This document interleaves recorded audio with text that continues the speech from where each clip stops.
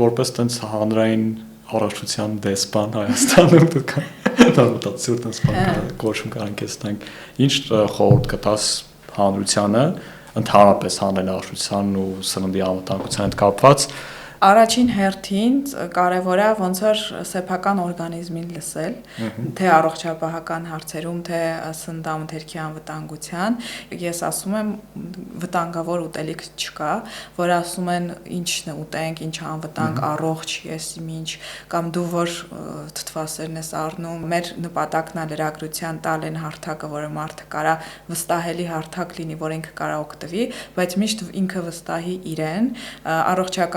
առողջապահական հարցերում իր սեփական օրգանիզմին ուշադիր լինի, որտեղ միշտ մենք նշան գիտենք, ոնց որ կամ ինչ ենք ուզում ուտել, ինչ ենք զգում, ինչ ենք անում, ում պետք է դիմենք եւ այլն, իսկ լրագրողը, լրատվամիջոցը ինքը այն հարթակն է, որը պետքա որի վրա դու պետքա հենվես, այդ վստահելի հենարանն է